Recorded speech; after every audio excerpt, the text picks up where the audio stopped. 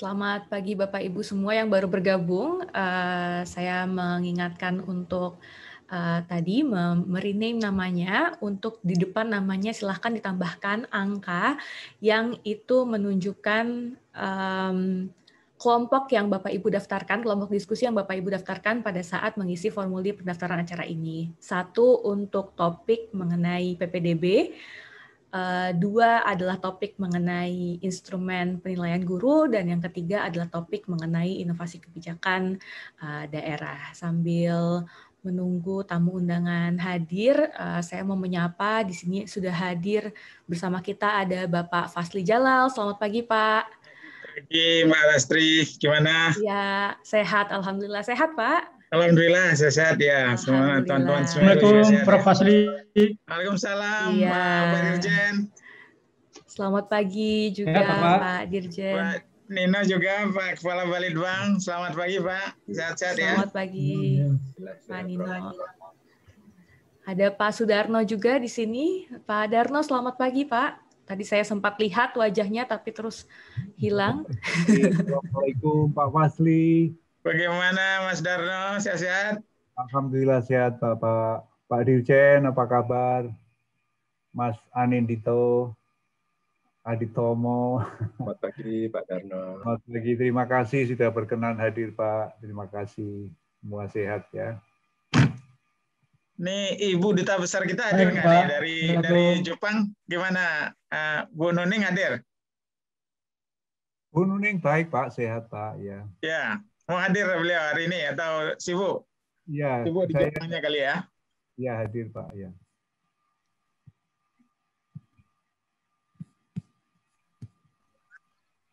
Ada juga bergabung bersama kita ada Pak Bandi, Pak Subandi Sarjoko dari Bappenas.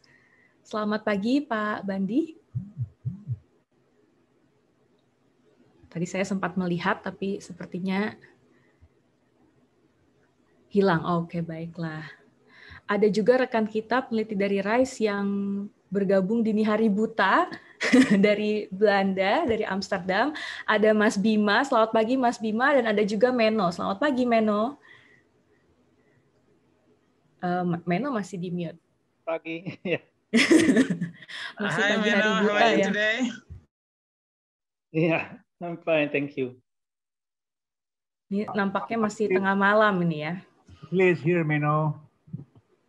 Pak Kita Dirjen, butuh kirim kopi nih. your many friends at Kemendikbud Ristek now.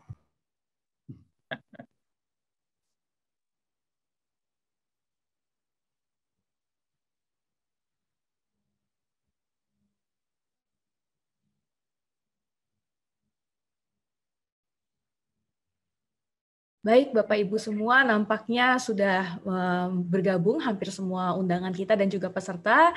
Mari kita mulai acara pagi ini. Selamat pagi dan salam sejahtera bagi kita semua. Selamat datang di webinar Perkembangan Program RISE di Indonesia, meneliti respons daerah dalam desentralisasi pendidikan. Sebelumnya, perkenalkan saya Niken Rarasati atau biasa dipanggilnya Rasti. Saya adalah peneliti senior di program RISE di Indonesia di The Semeru Research Institute. Selama kurang lebih 3 jam ke depan, saya akan memandu acara ini dan membersamai Bapak Ibu dalam diskusi yang saya harap akan sangat seru dan hangat di pagi ini. Bersama kita telah hadir para pembicara, moderator, dan juga para tamu undangan. Saya sapa mulai dari yang terhormat Bapak Nadir Anwar Makarim BA MBA, Menteri Pendidikan Kebudayaan, Riset dan Teknologi. Kemudian juga hadir Ibu Dr. Insinyur Hatifah Syaifudian MPP, Wakil Ketua Komisi 10 DPR RI. Dan juga yang kami hormati Bapak Anindito Aditomo SPC MPhil PhD, Kepala Balitbang dan Perbukuan Kementerian Pendidikan Kebudayaan, Riset dan Teknologi. Kemudian ada Bapak Jumeri STP MSI, Direktur Jenderal Pendidikan Anak Usia Dini, Pendidikan Dasar dan Pendidikan Menengah. Selanjutnya ada Bapak Dr. Iwan Syahril PhD, Direktur Jenderal Guru dan Tenaga Kependidikan. Dan yang kami juga sangat hormati Bapak Toto Suprayitno, Kepala Balitbang dan Perbukuan di tahun 2015 sampai tahun 2020. Kemudian ada Bapak Irsyad Zamjani PhD, PLT Kepala Pusat Penelitian Kebijakan, Balitbank dan Perbukuan, Bapak Subandi Sarjoko, Deputi Bidang Pembangunan Manusia, Masyarakat dan Kebudayaan Kementerian PPN atau Bappenas. Kemudian ada Bapak Budi Santosa Asrori, SEMSI, Kepala Dinas Pendidikan Kota Yogyakarta, Ibu Dr. Rahmawati, Koordinator Substansi Analisis dan Pemanfaatan Hasil Penilaian Pusat Asesmen dan Pembelajaran, Bapak Hikmat Hardono SEAK, Ketua Dewan Pengurus Yayasan Gerakan Indonesia Mengajar dan anggota Komite Penasehat RISE, dan yang saya hormati pula Bapak Ibu perwakilan pemerintah pusat dan daerah, perwakilan P4TK dan LPTK, Komite Penasihat Program RISE di Indonesia, dan seluruh rekan-rekan Semeru dan media, juga serta rekan-rekan peserta webinar hari ini yang saya yakin bersemangat untuk berdiskusi meskipun mungkin kondisi akhir-akhir ini bukan kondisi yang baik untuk kita semua. Saya sangat paham sekali bahwa di masa-masa sulit pandemi COVID-19 seperti ini, mungkin tidak mudah ya bagi sebagian di antara kita untuk meluangkan waktunya dapat hadir ke acara ini. Karena kita tahu banyak sekali berita duka dari mungkin keluarga dekat, rekan-rekan, rekan kerja, sahabat, dan juga mungkin di antara kita ada yang sedang sakit dan isolasi dan sebagainya, maka itu sejenak saya ingin menyampaikan terlebih dahulu bela sungkawa kepada di antara kita yang mungkin baru-baru ini ditinggal oleh teman, sahabat, rekan kerja, ataupun keluarga. Saya juga ingin mendoakan Bapak Ibu undangan yang tidak bisa hadir hari ini dikarenakan sakit, karena ada beberapa juga yang ternyata batal hadir karena sedang berjuang melawan COVID-19, dan juga mungkin di antara kita ada saudara dan teman-teman yang sedang berjuang melawan virus COVID-19. Maka itu sebelum kita memulai acara, ada baiknya kita berdoa menurut agama dan kepercayaan masing-masing. Berdoa dipersilahkan.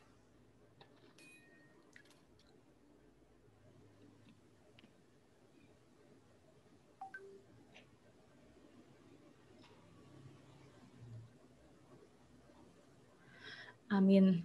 Berdoa selesai. Kiranya Tuhan memberikan kekuatan bagi kita semua untuk menghadapi masa sulit ini.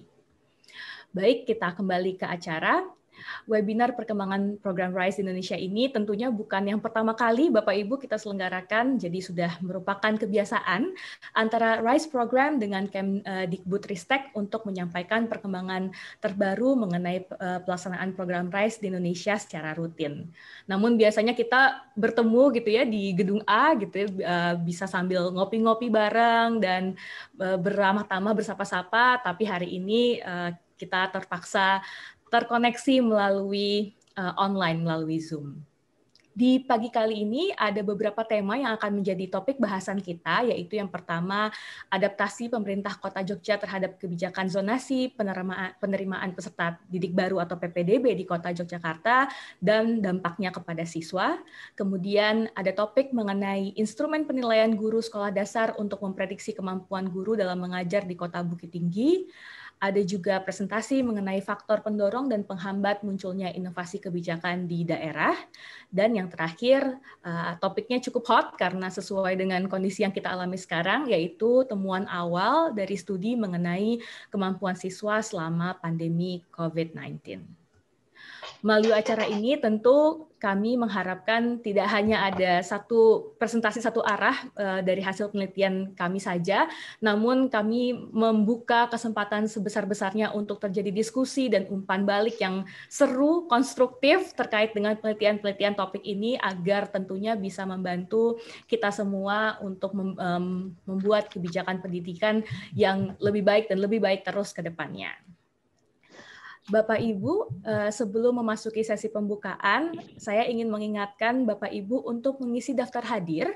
Tautannya bisa dilihat di kolom chat Zoom masing-masing. Saya cek apakah sudah ada daftar hadir, sudah ada tautannya, bisa dilihat. Kemudian juga di situ ada pengumuman, Bapak Ibu silahkan untuk merename namanya sesuai dengan sesi breakout yang dipilih. Sesi 1 mengenai PPDB, sesi 2 mengenai instrumen penilaian guru, dan sesi 3 mengenai inovasi di daerah. Panitia diminta untuk membantu mungkin peserta yang masih kesulitan untuk merename namanya. Kemudian untuk ketertiban acara, saya juga menghimbau Bapak Ibu untuk mute mikrofonnya atau mematikan audio, kecuali saat dipersilahkan untuk berbicara dalam diskusi, supaya nanti tidak ada suara-suara yang kita tidak inginkan muncul. Panitia juga bisa minta tolong untuk membantu memute peserta. Dan kemudian acara ini juga akan direkam, tapi hanya untuk sebagai dokumentasi kami. Jadi bagi Bapak Ibu yang tidak berkenan videonya direkam, dipersilahkan untuk mematikan video masing-masing. Lepas tapi kok basah, kena air terus. Bapak Ibu, mohon di-mute mikrofonnya jika sedang tidak ada dalam sesi diskusi. Panitia dimohon untuk membantu memute. Iya, terima kasih. Baiklah, mari kita langsung saja masuk ke acara pembukaan.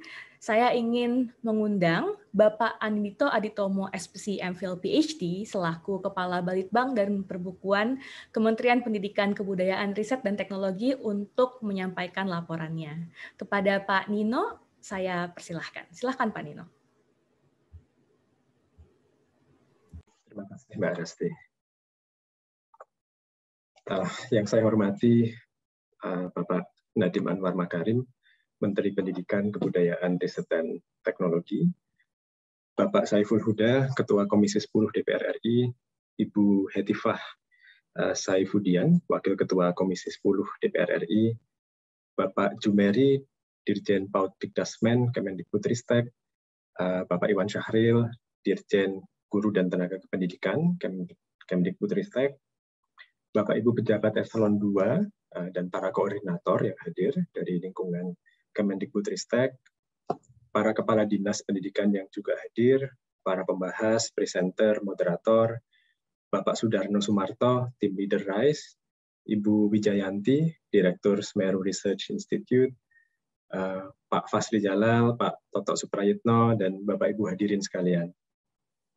Assalamualaikum warahmatullahi wabarakatuh. Selamat pagi, Om Swastiastu, Namo Buddhaya, salam kebajikan untuk kita semua.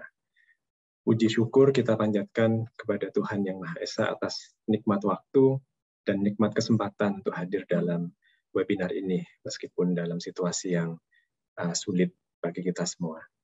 Saat ini kita tengah berada pada tahun kedua masa pandemi COVID. Situasi yang tanpa preseden ini, seperti kita ketahui bersama, telah mendisrupsi berbagai aspek kehidupan, termasuk pendidikan. Dalam dunia pendidikan, disrupsi akibat pandemi kita rasakan semua, dirasakan oleh semua pemangku kepentingan. Sebelum pandemi, kebanyakan guru tidak membayangkan harus mengajar hampir sepenuhnya dari jarak jauh, dengan perantara layar HP, layar laptop, dan jaringan internet. Sebelum pandemi, kebanyakan murid tidak membayangkan harus belajar di rumah tanpa pengawasan langsung dari gurunya, sehingga mereka harus lebih mandiri dalam mengelola motivasi dan perilaku belajarnya. Sebelum pandemi, kebanyakan orang tua, termasuk saya, tidak membayangkan harus menjadi mitra para guru dalam mendidik anak-anak kita.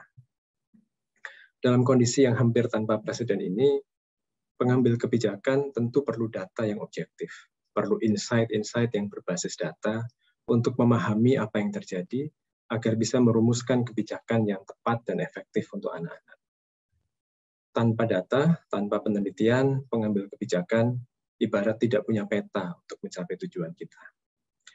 Kemdikbudristek tentu telah bergerak dengan mengambil kebijakan-kebijakan darurat dalam memitigasi pandemi. Misalnya, kita telah merumuskan kurikulum darurat yang lebih sederhana. Kita juga merelaksasi syarat kenaikan kelas dan kelulusan. Kita juga membuat modul-modul literasi dan numerasi untuk pembelajaran jarak jauh, memfasilitasi pembelian paket data internet untuk jutaan murid dan pendidik, dan memfasilitasi pembelajaran guru melalui model pelatihan inovatif yang sudah menjangkau ratusan ribu guru dari seluruh Indonesia. Namun di samping kebijakan darurat, tentu kita perlu merumuskan kebijakan-kebijakan yang lebih fundamental, yang lebih strategis untuk memperbaiki kualitas pendidikan dalam kondisi seperti ini. Dalam konteks itulah, program RISE memiliki peran yang sangat penting. Memang tidak semua program RISE penelitiannya secara langsung terkait dengan pandemi karena dirancang sebelum masa pandemi. Tapi penelitian-penelitian tersebut menyoroti isu-isu fundamental seperti peran guru dan inovasi kebijakan di daerah. Pemahaman tentang isu-isu fundamental seperti ini tentu sangat relevan untuk membantu pemerintah merumuskan kebijakan yang akurat dalam konteks pandemi juga. Webinar hari ini mempertemukan Kemdikbudristek dengan pengambil kebijakan di tingkat daerah, dengan teman-teman anggota DPR, dengan para peneliti, dan perwakilan dari masyarakat pemerhati pendidikan. Karena itu, webinar ini menjadi kesempatan yang baik bagi kita untuk berdialog, untuk berdiskusi, dan mungkin berdebat, yang pasti melakukan refleksi bersama untuk menghasilkan rekomendasi perbaikan pendidikan di Indonesia. Izinkan saya mengakhiri dengan sebuah pantun, makan pecel dengan nasi, sambal kacangnya sangatlah enak. Mari kita berdiskusi demi pendidikan terbaik untuk anak. Wassalamualaikum warahmatullahi wabarakatuh. Om Swastiastu, Namo Buddhaya, salam kebajikan untuk kita semua. Terima kasih, saya kembalikan ke Mbak Rasti. Terima kasih banyak Mas Nino. Pagi-pagi makan pecel. Semoga diskusi dan debat refleksi kita hari ini seperti yang tadi disampaikan Mas Nino ini memang bisa berkontribusi untuk membantu anak-anak kita, setiap anak Indonesia untuk tetap belajar meski dalam kondisi sulit ya Mas Nino ya. Berikutnya saya ingin mempersilahkan Bapak Nadiem Anwar Makarim BA MBA selaku Menteri Pendidikan, Kebudayaan, Riset, dan Teknologi yang akan menyampaikan pengarahan sekaligus membuka acara ini. Kepada Mas Nadiem Makarim, saya persilahkan. Assalamualaikum warahmatullahi wabarakatuh. Salam sejahtera bagi kita semua. Om Swastiastu, Namo Buddhaya, salam kebajikan, Rahayu. Yang terhormat Ketua Komisi 10 DPR RI, Bapak Saiful Huda, beserta Ibu Bapak Wakil Ketua.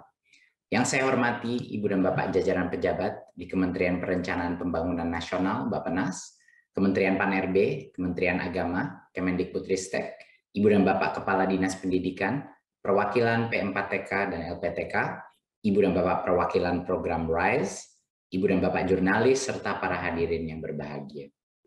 Kebijakan Merdeka Belajar saat ini menjadi arah sekaligus tujuan transformasi sistem pendidikan Indonesia.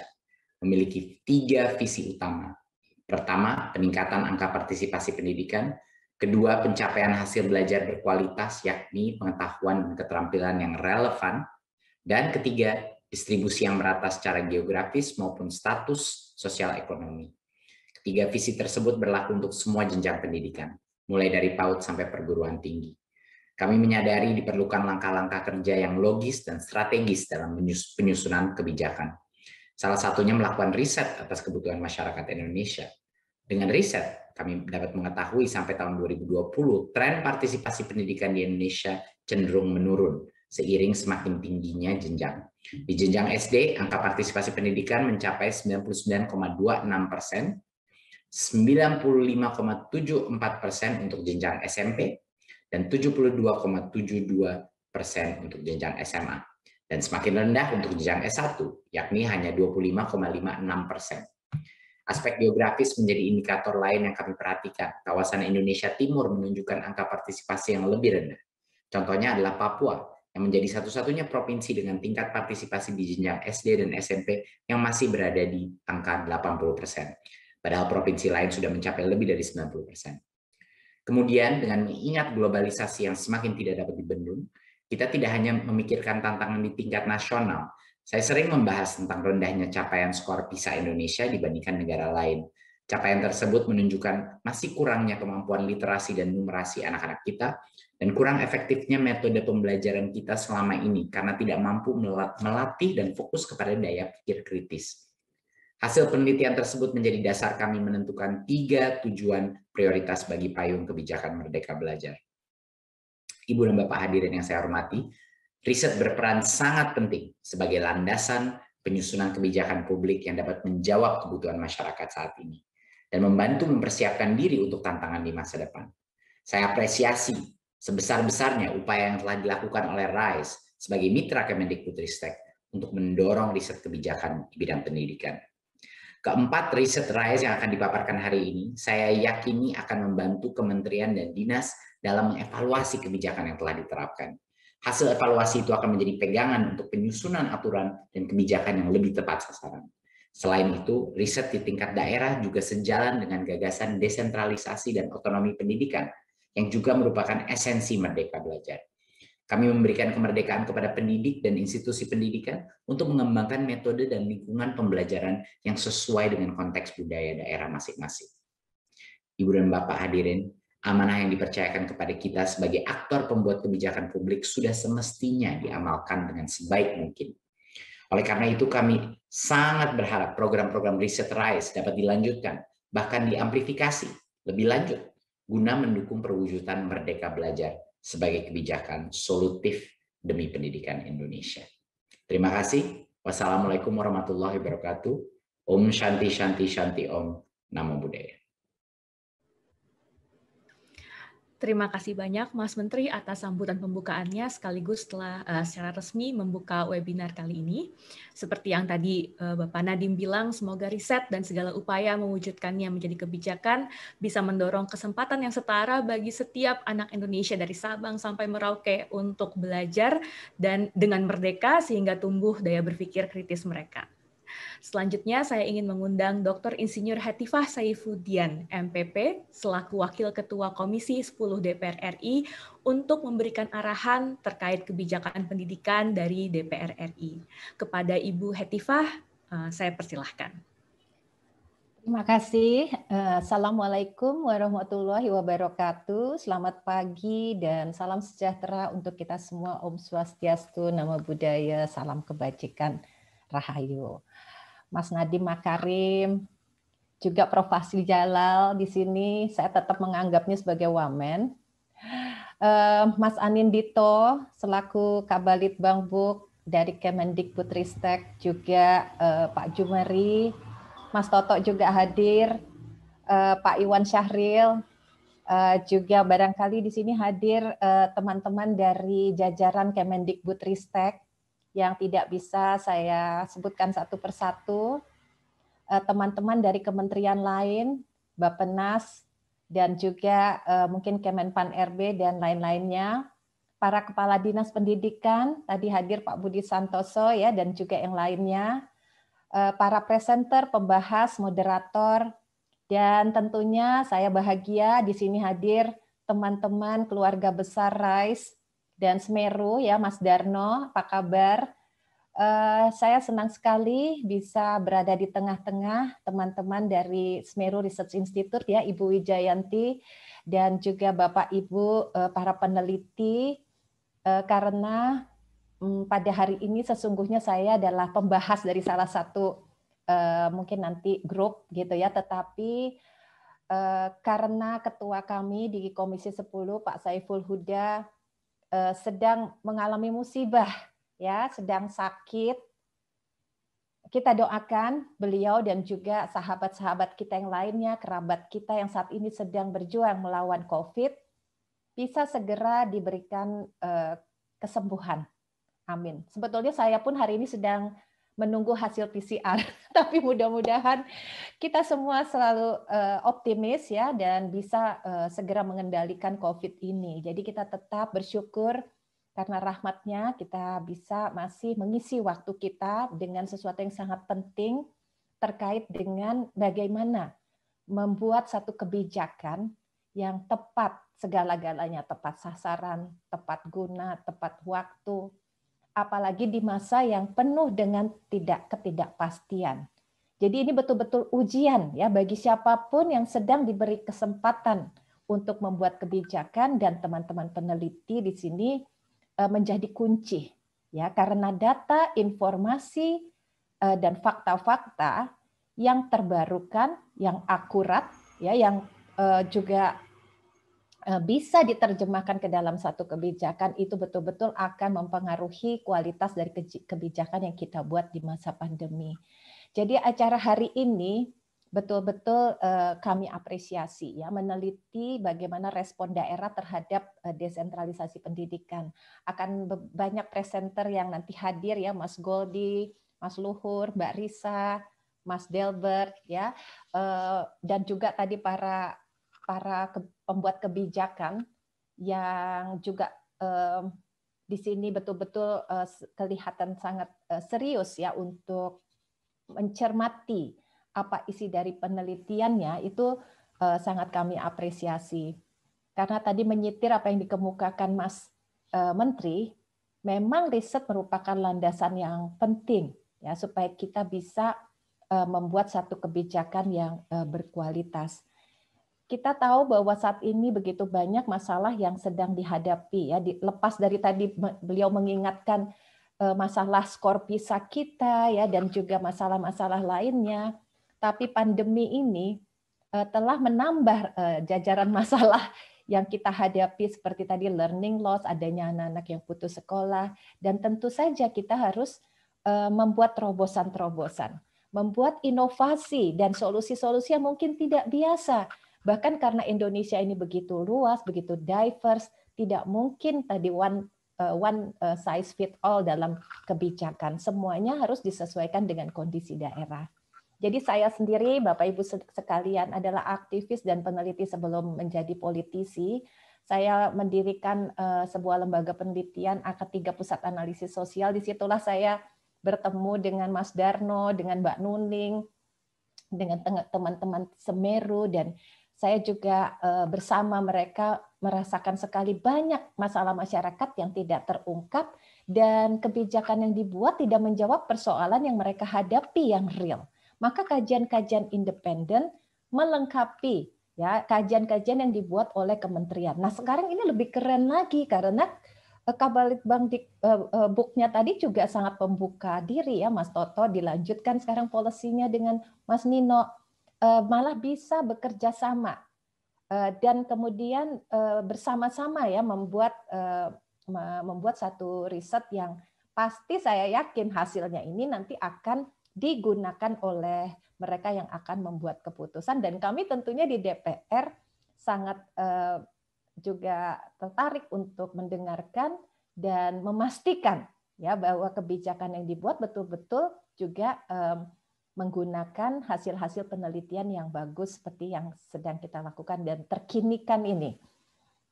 Nah, mudah-mudahan ya teman-teman DPRD, waktu itu saya sempat teman-teman DPRD pun juga bisa terlibat seperti DPR RI, bekerja sama bermitra dengan teman-teman di dinas dan juga kepala-kepala daerah. Kami pernah pada tahun 2001 Pak Fazli, saya membuat sebuah buku judulnya Inovasi, Partisipasi, dan Good Governance. Isinya adalah 20 prakarsa inovatif dan partisipatif dari pemerintah daerah, dari berbagai stakeholder di daerah, bukan hanya pemerintah, ada juga inisiatif dari NGO dan lain-lainnya. Nah, di situ saya menemukan banyak sekali hal yang positif ya, sehingga kita bisa mengembangkan teori atau pendekatan eskalator. Apa-apa yang positif dan menarik dari daerah, inovasi yang berkembang, itu sebaiknya oleh pemerintah pusat dilakukan mungkin suatu analisa dan dijadikan satu kebijakan nasional. Apakah bentuknya nanti BIMTEK atau apapun keputusan menteri untuk memastikan kebijakan yang bagus itu bisa direplikasi di daerah-daerah lainnya. Kalau perlu diberikan satu fasilitasi, diberikan mungkin insentif tertentu sehingga pendampingan. Nah, teman-teman NGO di sini bisa dilibatkan untuk mendampingi daerah-daerah yang berminat untuk melakukan inovasi yang sama, tapi mereka tidak tahu bagaimana memulainya.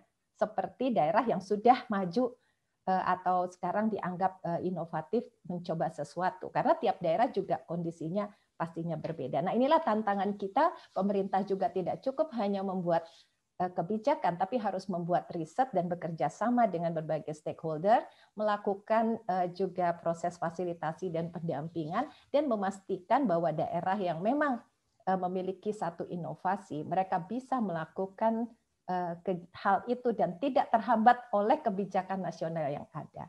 Nah, jadi Bapak Ibu sekalian ya, selamat melakukan mungkin webinar yang saya sangat yakini bukan sekedar kita berbincang-bincang, tapi webinar ini pasti akan ada tindak lanjutnya. Jadi saya mengapresiasi apa yang sudah dilakukan oleh Kemendikbudristek kepada Mas Nadiem dan jajaran ya, Mas Nino dan jajaran semuanya, Mas Jumeri.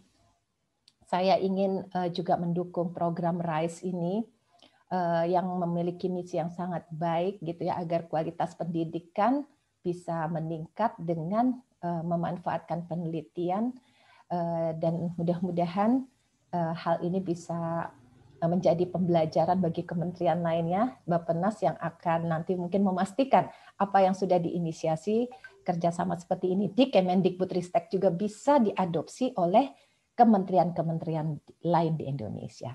Terjalin kerjasama dan kolaborasi yang lebih baik dengan pemangku kepentingan supaya visi misi kita bisa terwujud bersama. Terima kasih atas perhatiannya. Billahi taufik wal hidayah. Wassalamualaikum warahmatullahi wabarakatuh. Om Santi Santi Santi.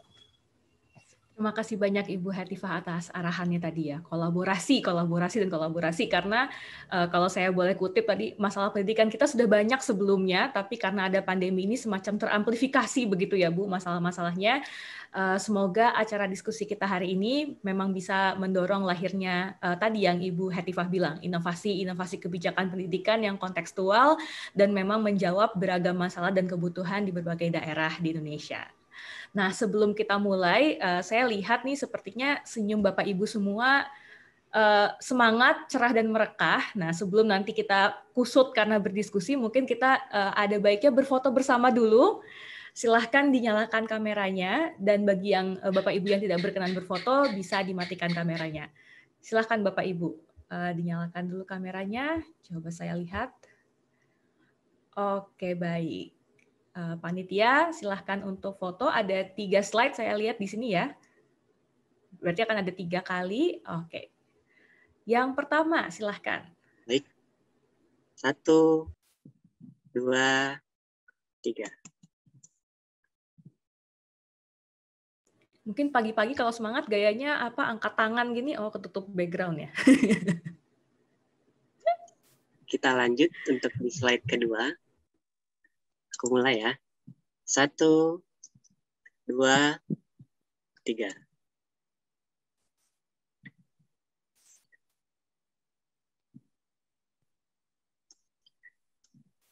Slide terakhir. 1, 2, 3. Baik, sudah selesai. Terima kasih banyak Mas Brian Panitia. Baiklah, sekarang kita akan masuk ke sesi presentasi. Sebelum saya memulai sesi presentasi, lagi-lagi saya ingin mengingatkan Bapak Ibu semua, saya masih melihat ada beberapa yang mungkin belum sempat mengganti namanya. Silahkan di-rename namanya, di depan namanya diberikan angka. Angka itu menandakan ruangan yang Bapak Ibu pilih untuk diskusi. Ruangan yang dipilih sesuai dengan yang Bapak Ibu isikan pada saat di formulir pendaftaran.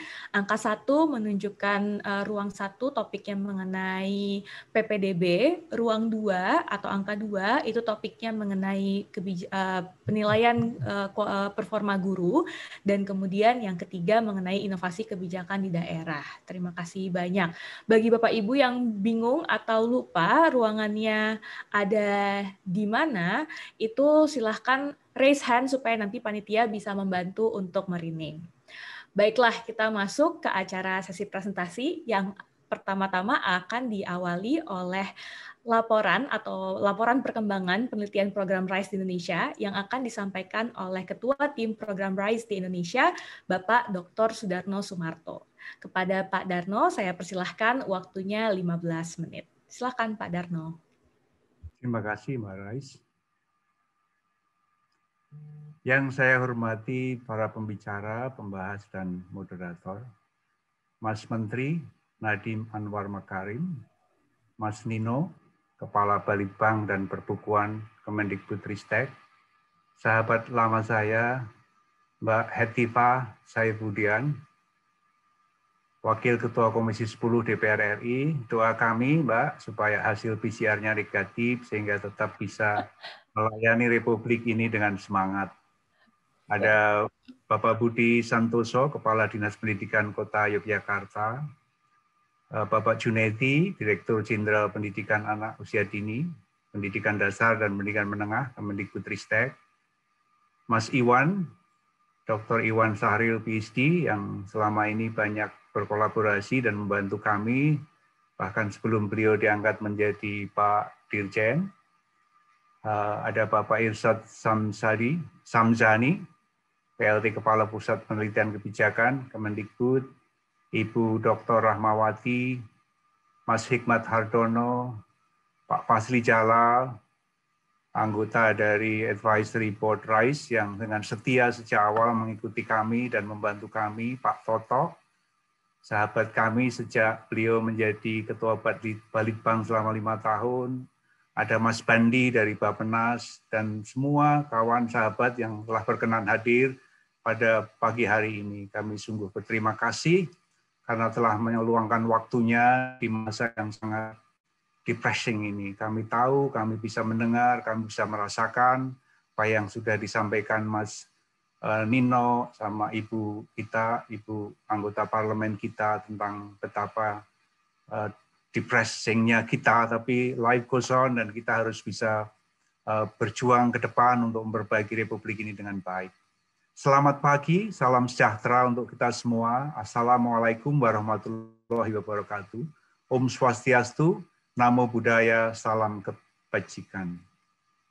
Tahun ini adalah tahun keempat berlangsungnya program RISE di Indonesia. RISE, kependekan dari Research on Improving System of Education, adalah program penelitian berskala global yang dilaksanakan di 7 negara. RISE berupaya untuk mendukung peningkatan pembelajaran siswa di seluruh dunia, khususnya untuk mengatasi persoalan pembelajaran. Tadi juga sudah disinggung oleh Mas Menteri tentang learning gap, learning crisis yang harus kita perbaiki di masa yang akan datang. Karena meskipun dari segi akses capaian, meskipun masih ada gap di tingkat SMP, SMA ke university, tapi overall sebenarnya we are doing extremely well dalam memberikan akses kepada masyarakat Indonesia. Namun kita masih menghadapi persoalan terkait dengan learning yang tadi juga disampaikan oleh Mas Menteri dengan hasil PISA kita dan sebagainya. Program RISE di Indonesia dimulai pada tahun 2017 untuk meneliti sistem pendidikan kita. Fokus kajian utama kita adalah ada 2. Yang pertama reformasi guru yang tadi juga sudah disinggung Mas Nino, yang mungkin di saat ini mungkin dipandang kurang relevan di masa krisis karena kita ingin fokus kepada pembelajaran. Namun in the future saya rasa kita memang harus menginvest pengetahuan kita terhadap bagaimana memperbaiki kualitas guru.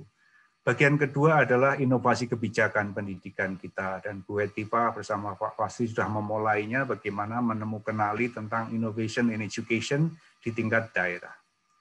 RISE di bawah Semeru Institute, di bawah Semeru Research Institute bekerjasama dengan berbagai pihak, yang utama adalah Badan Penelitian, Pengembangan, dan Perbukuan Kemendikbudristek. Jadi kami sekali lagi mengucap terima kasih kepada Mas Nino sekarang dan sebelumnya Pak Toto yang dengan sangat antusias menemani kami dalam membantu teman-teman Kemendikbud memecahkan persoalan yang dihadapi. Tidak banyak di Republik ini ada kementerian, lembaga, dengan segala kerendahan hati kami yang betul-betul on board from the beginning, and we are very grateful for that, karena sangat open dan kita bisa memberikan masukan dengan lugas. Di samping itu, kita juga bekerja sama dengan Amsterdam Institute for Global Health and Development, yang di sini juga hadir di tengah kita, Dr. Menno Pradhan, beliau adalah profesor at the University of Amsterdam, juga Vrije Universiteit, teman lama kami. Kemudian juga ada Mathematica Policy Research yang ada di Amerika Serikat. Ini adalah lembaga think tank yang cukup prominent di Boston. Kami juga bekerja sama dengan para peneliti dari Australia, dari Amerika Serikat. RISE mendapatkan support dari pemerintah Inggris, pemerintah Australia, dan juga Bill and Melinda Gates Foundation. Meskipun mereka sudah berpisah, mudah-mudahan Bill and Melinda Gates tetap berjalan untuk mendukung kegiatan kebaikan manusia. Sejak dimulai pada tahun 2017, Balitbang Kemendikbud di bawah Pak Toto telah menunjukkan dukungan yang sangat besar kepada kami. Hasilnya ada 15 studi yang berlangsung di bawah RISE. 7 studi telah selesai dan sisanya akan kami selesaikan pada tahun depan. Tepatnya mungkin akhir 2022. Dalam situasi pandemik tahun ini, RISE cukup produktif dan telah berhasil menerbitkan 5 working paper, misalnya mengenai perekrutan guru, pelatihan dan pengembangan guru, ujian nasional, kiat guru, dan inovasi kebijakan daerah. Baru-baru ini tim kami juga berhasil menerbitkan papernya di International Journal of Educational Development terkait dengan learning profile di Indonesia dengan menggunakan secondary data dari Indonesian Family Life Survey. Dalam makalah tersebut kami menunjukkan bahwa sebenarnya memang ada persoalan dengan the growth of our learning untuk anak-anak didik kita, meskipun aksesnya sudah cukup tinggi, khususnya di bidang matematika. Ini juga sering kami sampaikan kepada Pak Toto. Nah, inilah makanya apa yang kita lakukan di sini mudah-mudahan bisa memberikan sumbangan untuk memperbaiki learning gap ini. Kami juga memproduksi berbagai jenis publikasi secara berkala seperti infografik, catatan kebijakan, artikel blog, hingga podcast. Kami sering mengirim memo kepada timnya Mas Menteri, baik secara langsung maupun tidak langsung. Dengan ini kami bisa berharap bahwa hasil-hasil studi kami dapat lebih mudah dicerna oleh masyarakat secara luas dengan gambar-gambar yang sederhana. Pandemi yang berlangsung hingga saat ini berdampak besar pada rencana dan pelaksanaan studi-studi kami. Karena pembatasan kegiatan perjalanan, proses pengumpulan data di lapangan banyak yang tertunda.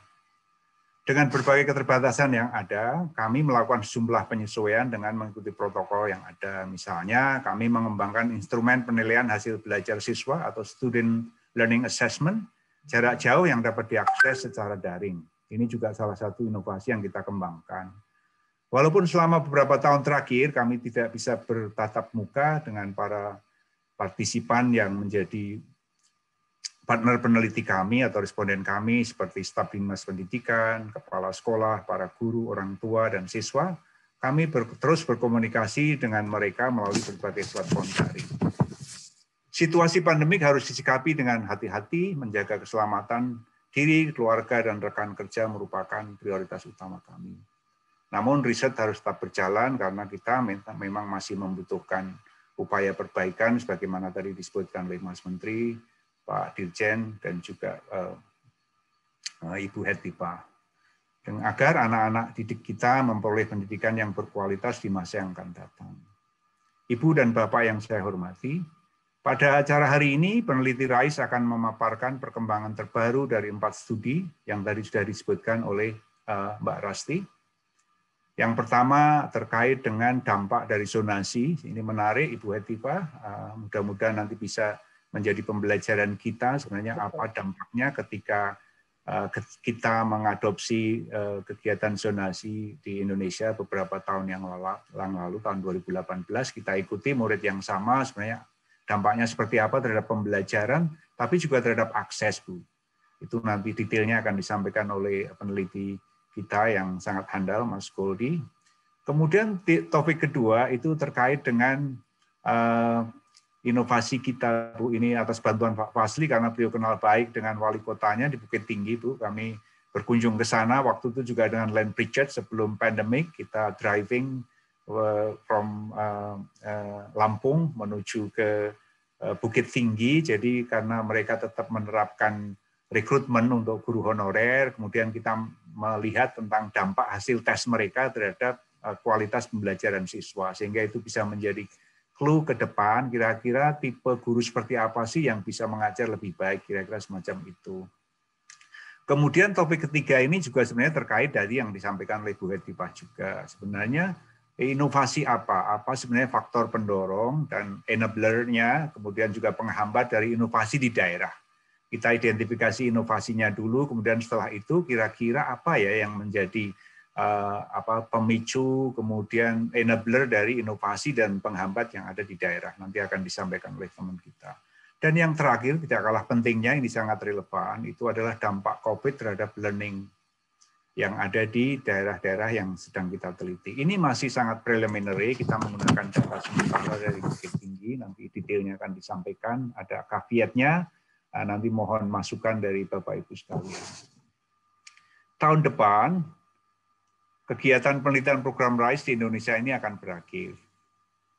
Ini secara global akan berakhir, meskipun kami masih membuat sekarang komunitas praktis, blog, dan sebagainya dengan teman-teman secara global. Kami dan juga hasil diskusi kami menganggap bahwa riset pendidikan yang dilakukan RISE selama 5 tahun ini perlu diteruskan. Tadi sudah disinggung oleh Pak Mas Menteri juga, mudah-mudahan nanti bisa terlaksana. Dan kami berharap bahwa kegiatan ini bisa dilanjutkan dan kita tetap berkolaborasi dengan teman-teman di Kemendikbud, dengan Pak Dirjen, Pak Sekjen, Mas Menteri, staf khusus, dan dengan Ibu Hetipa di Parlemen, dan juga teman-teman yang ada di daerah yang tidak saya sebutkan satu persatu. Sehingga kami menyambut ide, inisiatif dan masukan untuk berkolaborasi dengan Bapak Ibu sekalian Beyond 2022. Saya sangat senang dan bersyukur sekali karena selama menjalankan program RISE banyak pihak yang mendukung kegiatan penelitian ini, termasuk Bapak Ibu yang ada di sini, utamanya Kemenristek dan juga dari Parlemen. Kami berharap kerjasama ini dapat dilanjutkan di masa yang akan datang supaya kita bisa betul-betul mengimplementasikan yang tadi disampaikan oleh Ibu Hetipa itu untuk mendorong evidence-based policy making proses di Indonesia. Ibu dan Bapak yang saya hormati, demikian pengantar singkat dari saya. Selanjutnya, para peneliti RISE akan memaparkan hasil temuannya, 4 bidang yang tadi saya sampaikan. Selamat berdiskusi. Wassalamualaikum warahmatullahi wabarakatuh. Dan waktu saya kembalikan kepada Ibu Niken yang tadi saya sebut Mbak RISE, sebenarnya karena beliau terkenal dengan pembawa ide RISE. Demikian, Assalamualaikum warahmatullahi wabarakatuh. Salam sehat, tetap semangat. Amin. Amin. Wassalamualaikum warahmatullahi wabarakatuh. Habis ini saya mungkin bikin bubur merah, bubur putih ya Pak Darno, karena baru diganti namanya sama Pak Darno. Terima kasih banyak atas laporan mengenai perkembangan studi program RISE yang disampaikan oleh Pak Darno. Sebelum kita memanggil presenter-presenter hebat kita, saya ingin mengumumkan dulu kepada Bapak Ibu, jika nanti ingin bertanya atau menyampaikan komentar mengenai presentasi yang sedang disampaikan, harap bersabar, jangan langsung membuka mikrofonnya, tapi bisa menulis di kolom chat. Formatnya bisa disimak di kolom chat. Saat ini sudah dituliskan oleh panitia. Oh, nanti panitia akan menuliskan bagaimana format penulisan komentar atau pertanyaannya, karena pertanyaan dan komentar yang Bapak dan Ibu sampaikan di kolom chat akan nanti dibahas secara lebih mendalam dan terfokus di breakout room. Jadi silakan ditulis dan dicatat terlebih dahulu. Dan sebelum saya memanggil presenter pertama, saya juga kembali lagi mengingatkan untuk merename nama Bapak Ibu dengan nomor sesuai dengan breakout room yang Bapak Ibu ingin masuki nanti. Jika Bapak Ibu tidak ingin merename karena mungkin belum bisa menentukan ruangan mana yang ingin dituju, nanti panitia akan membagi Bapak Ibu secara acak kepada ruangan-ruangan yang tersedia. Baik, sekarang saat yang ditunggu-tunggu tiba, saya langsung saja persilahkan rekan saya, Mas Goldi Faris Darmawan, untuk memberikan paparannya mengenai kebijakan PPDB di Yogyakarta dan dampaknya bagi siswa. Mas Goldi Faris Darmawan ini adalah peneliti kuantitatif untuk RISE Program di Indonesia dari The Semeru Research Institute. Kepada Mas Goldi, saya persilahkan waktunya 10 menit. Terima kasih. Baik, terima kasih Mbak Rasti. Baik Bapak dan Ibu, saya akan mempresentasikan terkait dampak kebijakan PPDB zonasi di Kota Yogyakarta yang kebijakan ini diperkenalkan oleh Kemdikbud di tahun 2017. Nah, Kota Yogyakarta baru mengadopsi secara penuh kebijakan itu pada tahun 2018. Nah, pada tahun 2018, Kota Jogja mengalami banyak dinamika. Nah, oleh karena itu, mereka akhirnya melakukan penyesuaian di tahun 2019 sampai sekarang. Nah, tapi pada sesi ini saya hanya fokus untuk melihat apa yang terjadi di Kota Jogja pada tahun 2017 dan 2018. Nah, bentuk kebijakannya secara umum sebelum zonasi, dari tahun 2017, 3/4 siswa yang masuk ke SMP negeri itu diterima melalui nilai, jadi merit based dengan nilai. Di tahun 2018, 3/4-nya diterima oleh jalur zonasi. Nah, jadi sebagian besar pola penerimaannya berubah. Yang tadinya pakai nilai, sekarang menjadi jarak, dekat-dekatan dengan sekolah. Nah, kemudian bagaimana kebijakan itu berdampak pada Jogja? Nah, di sesi ini saya akan berusaha untuk menjawab 2 pertanyaan. Yang pertama adalah dampak secara geografis, dan yang kedua adalah dampak secara pembelajaran. Nah, baik, saya akan mulai untuk menjawab pertanyaan yang pertama. Bagaimana perubahan pola geografis penerimaan CPDB SMP pasca zonasi? Nah, saya akan berikan peta. Di peta ini kita bisa melihat ada titik-titik sekolah negeri warna oranye dan sekolah swasta. Nah, kita bisa lihat bahwa ternyata sekolah negeri di Jogja itu tidak tersebar merata. Jadi tidak sama dengan persebaran populasi. Nah, di daerah yang ada lingkaran besar, di situ tidak ada sekolah negeri. Nah, kemudian bagaimana dampaknya ini terhadap pola penerimaan di sekolah swasta dan di sekolah negeri? Nah, pertama saya ingin masuk ke penerimaan di sekolah swasta terlebih dahulu.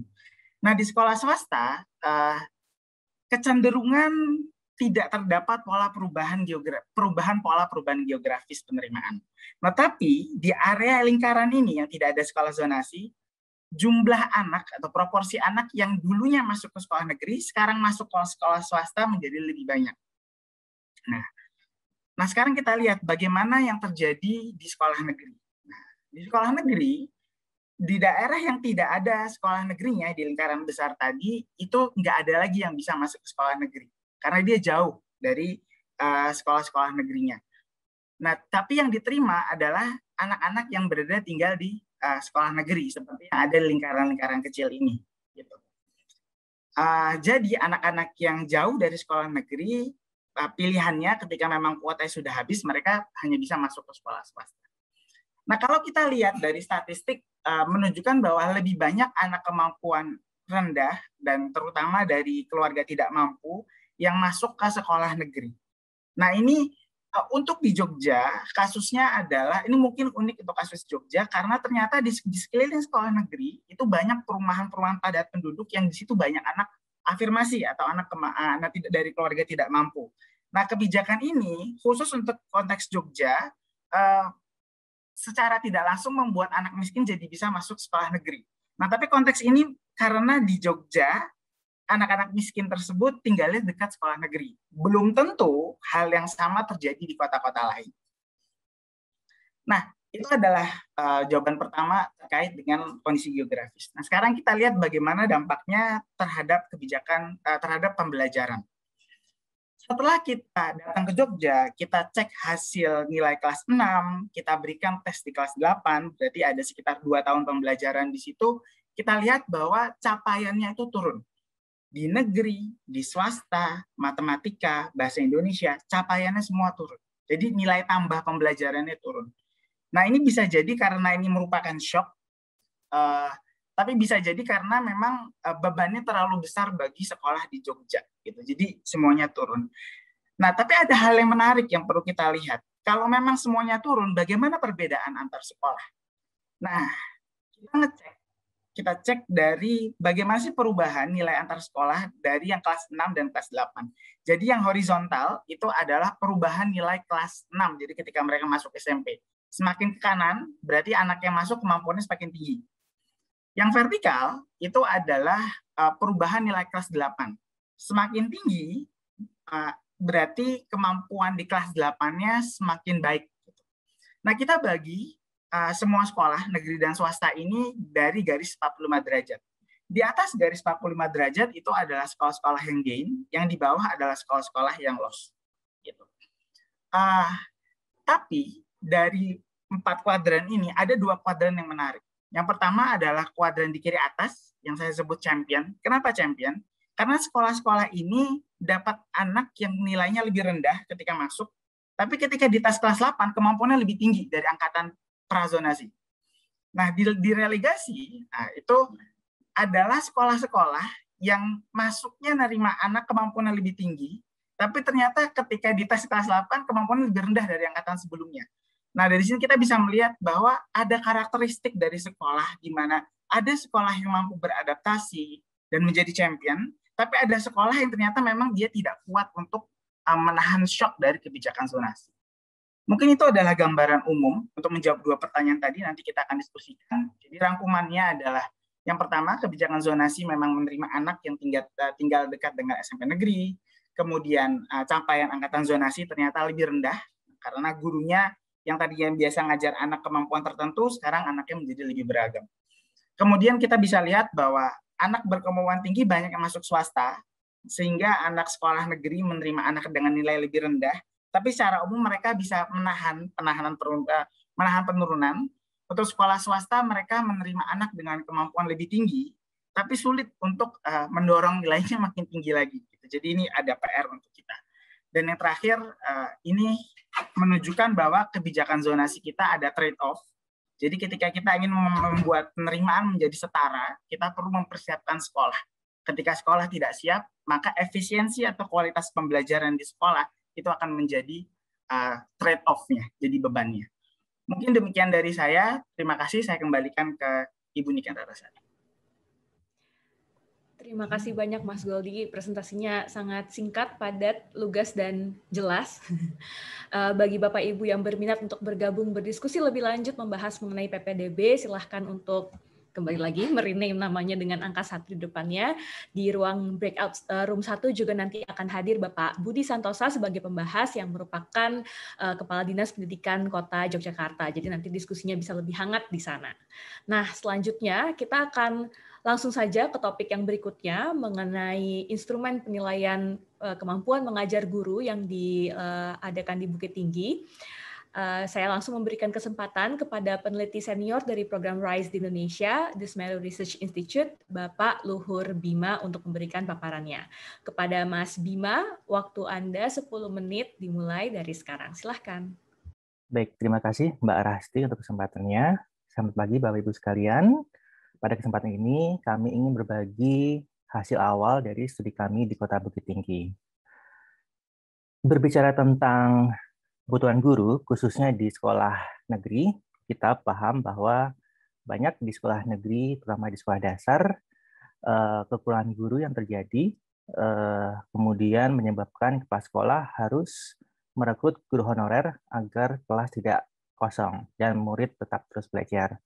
Namun sayangnya, sampai saat ini, proses seleksi guru, khususnya guru honorer itu, masih sangat beragam, dan tidak ada kriteria yang terstandar yang berfokus terhadap pembelajaran murid di kelas. Oleh karena itu, tim RISE bersama dengan Dinas Pendidikan Kota Bukit Tinggi, kami kemudian melakukan studi dengan tujuan mengembangkan instrumen penilaian guru yang dapat memprediksi bagaimana nanti kontribusi guru terhadap pembelajaran murid yang nantinya dapat digunakan oleh institusi pendidikan di dalam menyeleksi calon guru dan mengangkat guru yang memang memiliki potensi untuk mendidik anak murid di sekolah yang meningkatkan hasil belajar mereka. Dalam instrumen yang kami kembangkan ini terdiri dari 2 komponen utama, yaitu penilaian tertulis yang terdiri dari mengukur pengetahuan guru dalam hal konten, pedagogis konten, di literasi dan numerasi, nuansa pedagogis, dan juga pengetahuan numerasi profesional. Selain itu, juga ada komponen penilaian praktik, di mana mengukur bagaimana guru dapat menerjemahkan konsep pemahaman mereka dalam bentuk pengajaran yang diukur melalui micro-teaching, dan juga bagaimana guru mengatasi atau menghadapi permasalahan yang ada di kelas yang digali melalui proses wawancara. Dan dalam kegiatan ini kami melibatkan sekitar 63 guru honorer di Kota Bukit Tinggi serta sekitar 1.500 murid yang diajar oleh guru-guru tersebut. Temuan awal yang bisa kami bagikan pada kesempatan ini, kami melihat bahwa data administrasi yang umumnya menjadi kriteria yang digunakan oleh kepala sekolah di dalam mengangkat guru honorer, yaitu IPK dan pengalaman mengajar, kami melihat bahwa pola korelasi yang ada antara data administrasi guru dengan hasil dari penilaian guru tersebut, polanya itu kita lihat korelasinya itu tidak terlalu jelas gitu. Jadi bisa kita interpretasikan bahwa hanya dengan melihat data administrasi saja dari IPK sarjana mereka ataupun berapa lama mereka mengajar itu belum dapat melihat bagaimana kemampuan dari guru tersebut. Lalu dari hasil tes yang kami berikan kepada guru-guru ini di Bukit Tinggi, kami melihat bahwa pengetahuan guru atau penguasaan guru terhadap konten atau materi pelajaran yang mereka berikan kepada anak didik mereka itu memiliki korelasi yang positif dengan kemampuan pedagogis konten mereka. Sehingga bisa kita interpretasikan bahwa guru-guru yang memiliki pengetahuan pedagogis konten yang baik akan juga dapat mengajarkan materi atau konten pelajaran kepada murid dengan lebih baik lagi. Kami dalam kegiatan ini kami melakukan tes hasil belajar kepada anak murid yang dididik oleh guru honorer dalam bentuk tes numerasi dan literasi. Itu kami lakukan sebanyak 2 kali, yaitu di awal pelajaran tahun akademik 2019-2020, tepatnya di September 2019. Kemudian kami tes kembali anak murid tersebut setahun berikutnya, tepatnya di Oktober 2020. Perlu menjadi catatan bahwa sejak Maret 2020 terjadi perubahan di mana murid harus belajar dari rumah. Nah, membandingkan hasil tes murid dari September 2019 ke Oktober 2020, kami melihat ada peningkatan hasil belajar bagi murid, baik di numerasi maupun di literasi. Di mana peningkatan numerasi itu sedikit lebih besar daripada peningkatan skor literasi. Yang kita lihat dipresentasikan di graf ini dengan diukur dengan theta dari skor murid tersebut. Namun kalau kita lihat lebih dalam lagi, ternyata yang mengalami peningkatan hasil belajar selama setahun, selama periode setahun tersebut, itu adalah anak-anak yang ketika di penilaian awal di September 2019 itu adalah anak-anak yang merupakan 25% kemampuan terendah. Sementara kalau kita perhatikan untuk anak-anak yang ketika di awal mereka adalah 25% kemampuan tertinggi, itu malah mereka mengalami penurunan hasil belajar, di mana perubahan theta atau perubahan antara hasil 2019 ke 2020 adalah negatif, itu di bawah 0. Jadi kalau kita lihat tadi adanya peningkatan hasil belajar ternyata karena didominasi oleh perubahan di tingkat anak-anak di 25% kemampuan terendah. Ini terjadi kemungkinan karena anak-anak yang awalnya adalah kemampuan rendah di tingkat SD, mereka kemudian lebih mudah untuk meningkatkan hasil belajar mereka karena ini tentang memahami hal-hal yang masih basic. Sementara anak-anak yang pintar itu cenderung selama setahun terakhir, selama periode tersebut tidak mengalami peningkatan belajar dan bahkan sedikit mengalami penurunan hasil belajar. Lalu kita coba untuk mengkorelasikan antara hasil belajar murid tersebut, perubahan hasil belajar tersebut dengan penilaian guru yang kami berikan kepada para guru honorer yang mengajar anak murid tersebut. Kami melihat adanya korelasi yang positif dan signifikan terhadap skor total dari penilaian guru terhadap hasil belajar murid, baik untuk VA ada value edit atau perubahan nilai tambah, baik untuk di matematika dan juga di bahasa. Tapi kalau kita lihat, kalau kita disagregasi dari skor total ini menjadi skor dari 2 komponen utama, yaitu skor penilaian tertulis dan penilaian praktik, itu kita lihat bahwa untuk penilaian tertulis hanya dengan bahasa saja bahwa instrumen tes penulisan ini, tes tertulis ini memiliki korelasi yang signifikan, sementara untuk penilaian praktik itu korelasi yang signifikan baik untuk dengan matematika, numerasi ataupun bahasa literasi. Kalau kita gali lebih dalam lagi, kita pecah karena kita memiliki dalam instrumen ini kita mencoba berbagai macam instrumen. Ternyata untuk yang penilaian tes tertulis yang memiliki korelasi yang signifikan dan juga positif itu adalah penilaian kemampuan pedagogis konten untuk matematika bagi guru, di mana memiliki korelasi yang signifikan terhadap baik untuk value added atau penambahan kemampuan belajar matematika murid dan juga untuk kemampuan bahasa atau literasi. Sementara kita juga melihat bahwa pengukuran kemampuan praktik mengajar guru itu memiliki hasil yang signifikan juga terhadap hasil belajar murid di matematika dan juga bahasa. Untuk tes yang lainnya kita melihat ada beberapa yang juga signifikan di satu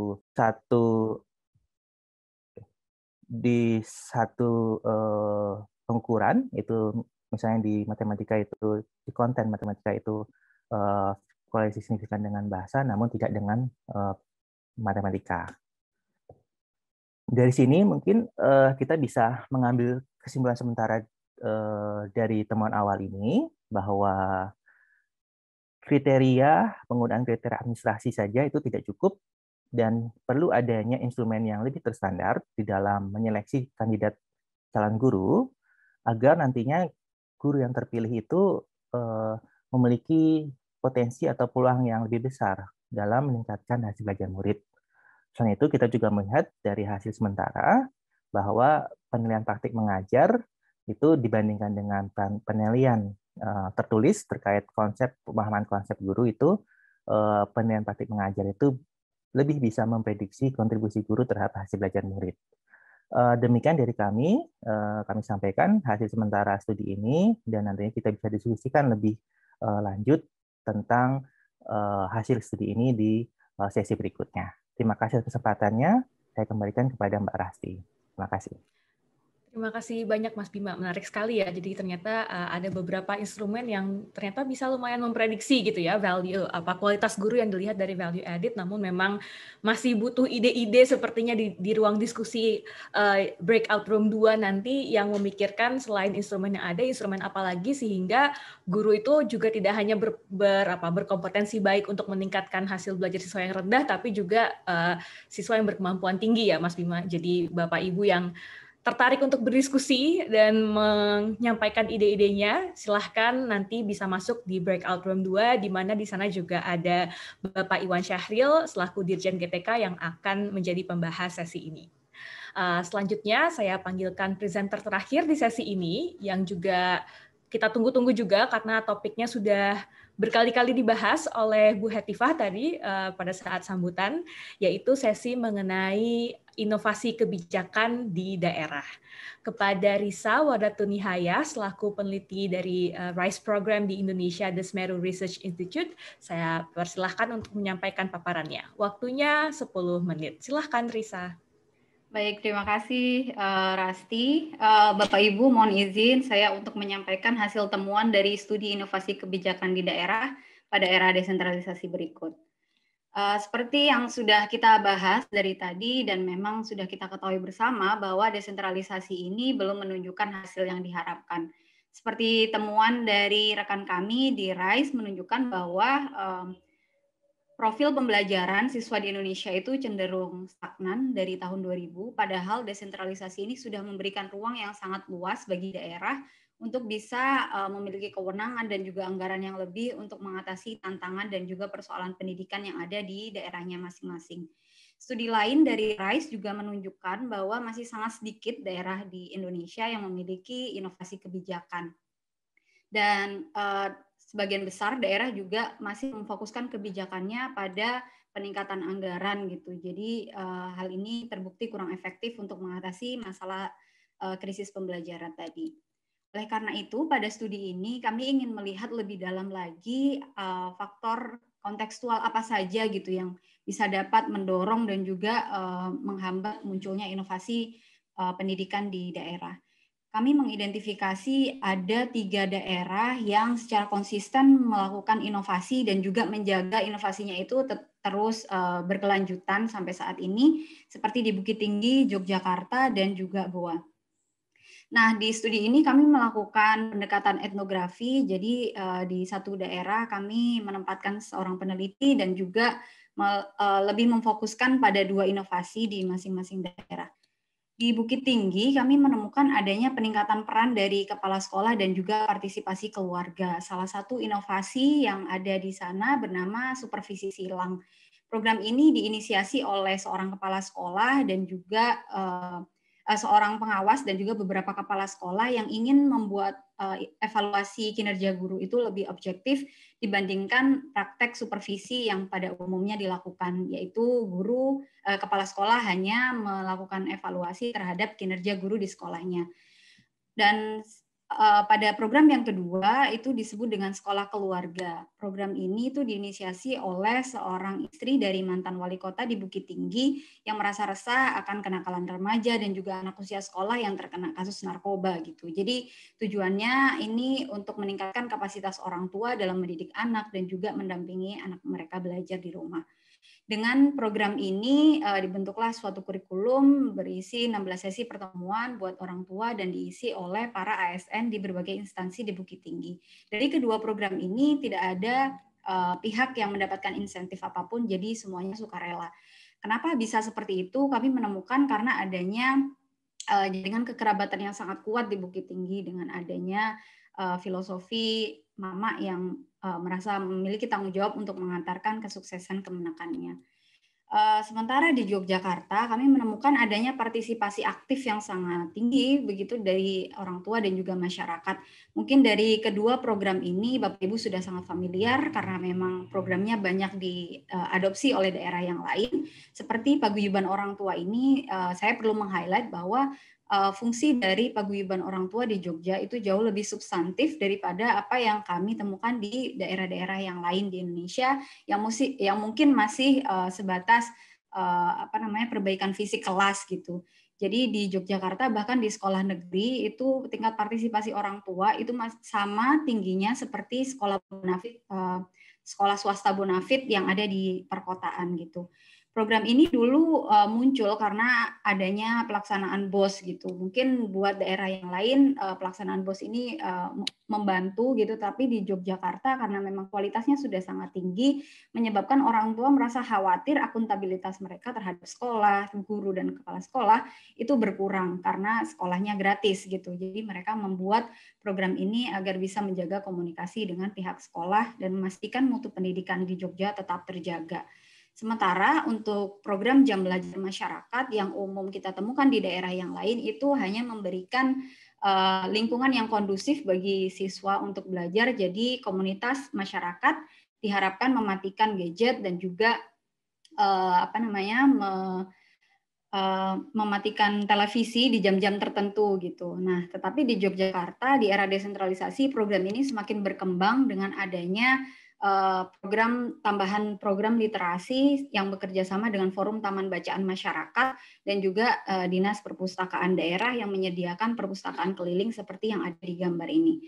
Dan selain itu ada juga program parenting yang bekerja sama dengan PKK dan juga P4TK dari Universitas Negeri di Yogyakarta. Di masa desentralisasi ini pemerintah daerah juga menganggarkan sebesar 3 juta per RW untuk pengembangan program JPM ini.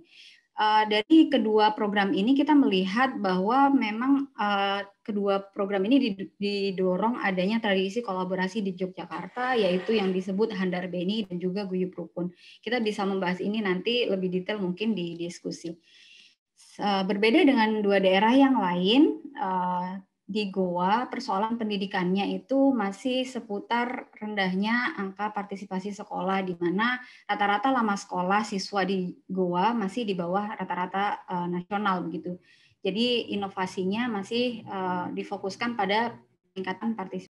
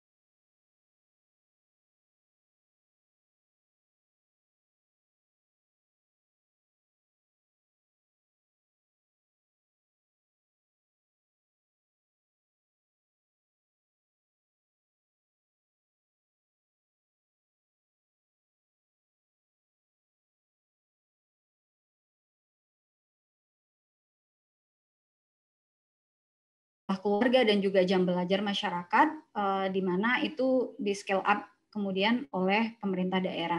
Atau bisa juga inovasi daerah ini muncul murni dari Pemda gitu atau Dinas Pendidikan setempat seperti yang kita temukan di Goa tadi. Dan juga dukungan alokasi anggaran dari DPRD ini juga sangat penting untuk pengembangan dan pelaksanaan inovasi seperti yang tadi saya sebutkan di JBM, kemudian ada anggaran, sekolah keluarga juga kemudian setelah pilotnya berhasil juga diberikan sedikit anggaran gitu. Dan yang terpenting dari ketiga daerah ini kita melihat adanya kolaborasi seperti yang tadi disampaikan oleh Bu Hetifah, kolaborasinya sangat tinggi baik dari eksekutif, legislatif maupun dari pihak masyarakat gitu. Dan dari ketiga daerah ini kita juga bisa melihat mereka tidak hanya memfokuskan kebijakannya pada peningkatan anggaran semata seperti pendidikan gratis ataupun insentif untuk guru honorer saja gitu. Tetapi mereka juga membuat kebijakan-kebijakan yang lebih fokus pada peningkatan kualitas pembelajaran. Berefleksi dari temuan tersebut, kami bisa melihat bahwa memang ada beberapa tantangan yang dialami oleh daerah. Seperti yang pertama, rendahnya tingkat pendidikan masyarakat di Indonesia. Karena dari tahun 2020, BPS mengeluarkan data yang menunjukkan bahwa rata-rata lama sekolah siswa di Indonesia atau penduduk di Indonesia itu adalah 8 tahun. Artinya mereka ini tidak lulus SMP. Jadi buat orang yang dengan tingkat pendidikan seperti itu tentunya akan sulit untuk membuat inovasi-inovasi seperti yang kita temukan di Jogja maupun Bukit Tinggi gitu. Yang kedua, adanya budaya patuh yang memang sudah sangat terbentuk lama gitu dari era Orde Baru ketika pada saat itu orang tua tidak pernah dilibatkan oleh pemerintah gitu dalam hal pengambilan keputusan di sekolah, kemudian para ASN, baik guru maupun kepala sekolah, juga lebih dihargai kepatuhannya terhadap pemerintah dibandingkan berinisiatif. Kedua hal inilah yang menyebabkan lemahnya partisipasi masyarakat di Indonesia, dan sudah banyak penelitian yang membahas tentang hal ini juga. Dan yang terakhir, adanya dinamika politik lokal ketika era desentralisasi yang sedikit bergeser gitu ya, berubah, di mana kebijakan yang berfokus pada peningkatan kualitas pendidikan ini cenderung tidak populer karena pemerintah daerah ataupun pemimpin daerah itu cenderung memilih kebijakan yang lebih populis gitu. Sehingga padahal seperti yang kita lihat di Goa, dan mungkin representasi Goa adalah representasi dari banyak daerah di Indonesia yang pendidikan masyarakatnya masih rendah, itu sangat dibutuhkan political will dari kepala daerah gitu. Oleh karena itu, kami melihat bahwa seyogianya para pengambil kebijakan di daerah ini lebih memprioritaskan kebijakannya pada peningkatan mutu pendidikan, bukan hanya sebatas peningkatan anggaran. Dan Pemda juga perlu menjalankan inovasi pendidikan yang melibatkan peran aktif masyarakat, sehingga ke depannya masyarakat akan terbiasa untuk memberikan ide-ide inovatifnya, berbagi beban tugas dengan Pemda gitu untuk membantu mengatasi persoalan pendidikan yang ada di wilayahnya masing-masing. Dan yang terakhir, pemerintah pusat juga mungkin perlu memetakan daerah yang membutuhkan perhatian lebih gitu untuk diberikan intervensi biar mereka lebih memfokuskan kebijakannya pada peningkatan kualitas pembelajaran. Hal ini mungkin bisa diawali dari hasil asesmen nasional dengan mengidentifikasi daerah mana saja yang sekiranya kemampuannya kurang gitu dan kemudian diberikan intervensi oleh pemerintah pusat. Demikian dari saya, mungkin nanti kita bisa lanjutkan di breakout room. Terima kasih. Terima kasih banyak Mbak Arisa atas presentasinya. Seperti tadi yang kita simak, ternyata banyak sekali ya tantangan-tantangan baik politik maupun kultural yang menghambat tumbuhnya inovasi lokal di berbagai daerah Indonesia. Tapi juga di sisi lain banyak juga kearifan-kearifan lokal atau nilai-nilai budaya yang sudah lama kita pegang yang itu menjadi potensi yang sangat berharga yang ternyata sangat mendorong lahir-lahirnya kebijakan atau inovasi-inovasi pendidikan di berbagai daerah.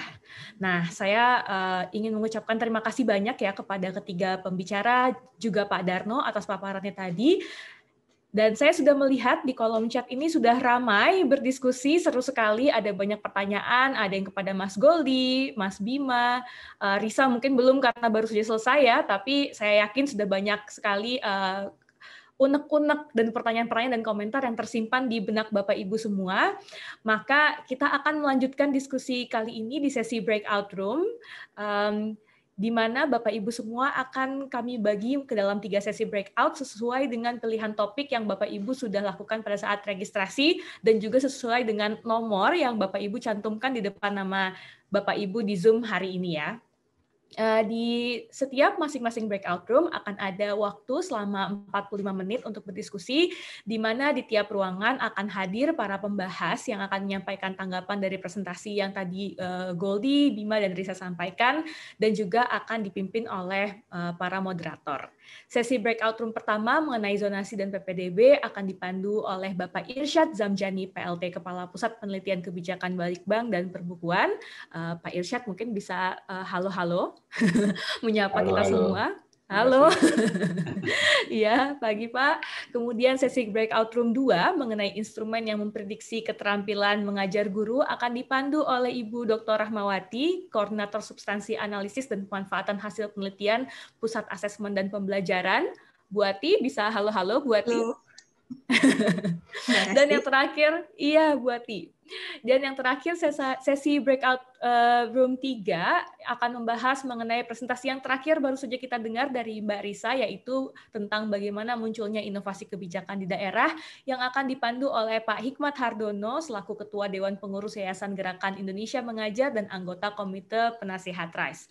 Halo Pak Hikmat. Halo, selamat siang semuanya. Selamat pagi, selamat siang semuanya. Baik, setelah sesi breakout, nanti pada pukul 11, kita semua akan kembali ke ruangan ini untuk mendengarkan paparan dan berdiskusi mengenai topik COVID-19 dan dampaknya bagi kemampuan siswa. Jadi jangan langsung